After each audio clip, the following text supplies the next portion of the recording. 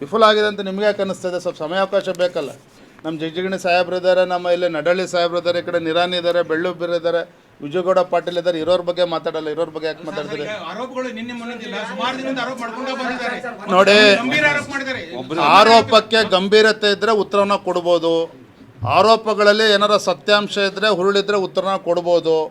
ಹುಡುಗಾಟಿಕೆ ಆರೋಪಗಳಿಗೆ ನಾವು ಉತ್ತರ ಕೊಡ್ತಕ್ಕಂಥ ಪರಿಸ್ಥಿತಿ ಇಲ್ಲ, ಅದರ ಅವಶ್ಯಕತೆ ನನಗಿಲ್ಲ.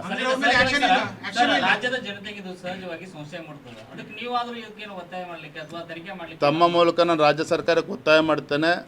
ಯಾವುದೇ ಅನುಕಂಪ ಯಡಿಯೂರಪ್ಪನವ್ರ ಮೇಲೆ, ಯಡಿಯೂರಪ್ಪನ ಕುಟುಂಬದ ಮೇಲೆ ತೋರಿಸ್ತಕ್ಕಂಥ ಅವಶ್ಯಕತೆ ಇಲ್ಲ. ರಾಜ್ಯ ಸರ್ಕಾರಕ್ಕೆ ಏನಾರು ಅವ್ರಿಗೆ ಏನು ಆರೋಪಗಳೇನೋ ಸತ್ಯಾಂಶ ಇದ್ದರೆ ಯಾರು ಆರೋಪ ಮಾಡಿದ್ದಾರೆ ಅದು ಸಂಬಂಧಪಟ್ಟಂಥ ದಾಖಲೆ ಕೊಡಲಿ, ರಾಜ್ಯ ಸರ್ಕಾರ ತೀರ್ಮಾನ ಮಾಡ್ತೇವೆ. ನನಗೇನು ಅದ್ರ ಬಗ್ಗೆ ಅಂಜಿಕೆ ಇಲ್ಲ. ಧನ್ಯವಾದಗಳು. Thank you. ಕಾಂಗ್ರೆಸ್ ಸರ್ಕಾರ, ಹೊಸ ಸರ್ಕಾರ ಬಂದು ಏಳು ತಿಂಗಳುಗಳು ಈಗಾಗಲೇ ಕಳೆದಿದೆ. ಚುನಾವಣೆಯ ಸಂದರ್ಭದಲ್ಲಿ ಕಾಂಗ್ರೆಸ್ ಪಕ್ಷ ಕೊಟ್ಟಿರ್ತಕ್ಕಂಥ ಭರವಸೆಗಳು ಸಹಜವಾಗಿಯೇ ರಾಜ್ಯದ ಜನರಲ್ಲಿ ಸಾಕಷ್ಟು ವಿಶ್ವಾಸವನ್ನು ಮೂಡಿಸಿತ್ತು.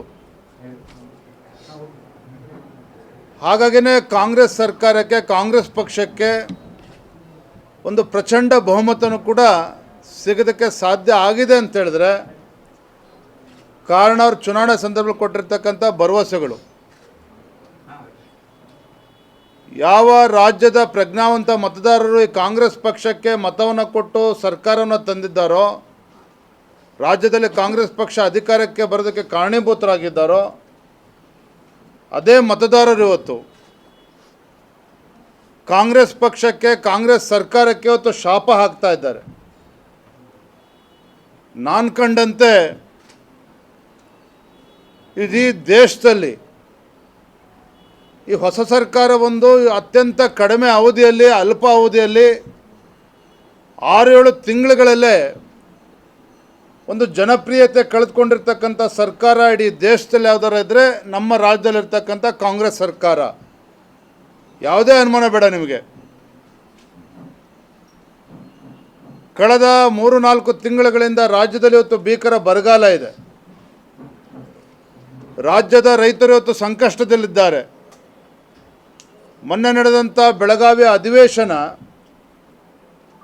ನಾನು ಕೂಡ ನಮ್ಮ ಭಾರತೀಯ ಜನತಾ ಪಾರ್ಟಿ ನಮ್ಮೆಲ್ಲ ಹಿರಿಯರು ಕೂಡ ಮಾತನಾಡಿ ಅಧಿವೇಶನದಲ್ಲಿ ಬರಗಾಲಕ್ಕೆ ಸಿಕ್ಕಾಕೊಂಡಿರ್ತಕ್ಕಂಥ ರೈತರ ಸಂಕಷ್ಟಕ್ಕೆ ರಾಜ್ಯ ಸರ್ಕಾರ ಸ್ಪಂದಿಸಬೇಕು, ವಿಶೇಷವಾಗಿ ಕಬ್ಬು ಬೆಳೆಗಾರರಿಗೆ ಬೆಂಬಲ ಬೆಲೆಯನ್ನು ನೀಡಬೇಕು, ಆರ್ಥಿಕ ಶಕ್ತಿಯನ್ನು ಕೊಡಬೇಕು, ದ್ರಾಕ್ಷಿ ಬೆಳೆಗಾರರು ಕೂಡ ಅನುಕೂಲ ಆಗಬೇಕು, ಪರಿಹಾರ ನೀಡಬೇಕು ಅಂತೇಳಿ ನಾನು ಸದನದ ಒಳಗಡೆ ನಾನು ಕೂಡ ಒತ್ತಾಯ ಮಾಡಿದ್ದೆ, ಭಾರತೀಯ ಜನತಾ ಪಾರ್ಟಿನೂ ಕೂಡ ಒತ್ತಾಯ ಮಾಡಿತ್ತು. ಅದೇ ಈ ಕಾಂಗ್ರೆಸ್ ಸರ್ಕಾರ ಕಣ್ಣಿದ್ದು ಕುರುಡನಂತೆ, ಕಿವಿಯಿದ್ದು ಕಿವುಡನಂತೆ ನಟನೆ ಮಾಡ್ತಾ ಇರ್ತಕ್ಕಂಥದ್ದು. ಈ ಕ್ಷಣಕ್ಕೂ ಕೂಡ ರಾಜ್ಯದ ಮುಖ್ಯಮಂತ್ರಿಗಳು, ಕಾಂಗ್ರೆಸ್ ಸರ್ಕಾರ ರೈತರ ಸಮಸ್ಯೆಗೆ ಸ್ಪಂದನೆ ಮಾಡದೇ ಇರತಕ್ಕಂಥದ್ದು ನಿಜವಾಗ್ಲೂ ಕೂಡ ದುರಾದೃಷ್ಟ. ಇಂಥ ಸಂಕಷ್ಟದ ಸಂದರ್ಭದಲ್ಲಿ ದೇಶದ ಪ್ರಧಾನಮಂತ್ರಿ ನರೇಂದ್ರ ಮೋದಿಜಿಯವ್ರನ್ನ ಭೇಟಿ ಮಾಡೋಕ್ಕೆ ಹೋಗ್ತಾರೆ ದೆಹಲಿಗೆ. ನೋಡಿದರೆ ಅವತ್ತು ಯಾವ ರೀತಿ ಅಸಹ್ಯವಾದಂಥ ವರ್ತನೆ ಜಮೀರ್ ಅಹಮದ್ ಅವ್ರದ್ದು. ಐಷಾರಾಮಿ ವಿಮಾನದಲ್ಲಿ ಶೋಕಿ ಮಾಡಿಕೊಂಡು ಬಂದಿರತಕ್ಕಂಥದ್ದು ಕೂಡ ಸ್ವತಃ ಅವರೇ ಅವತ್ತು ಜಾಲತಾಣದಲ್ಲಿ ಹಂಚ್ಕೊಂಡಿರ್ತಕ್ಕಂಥದ್ದು.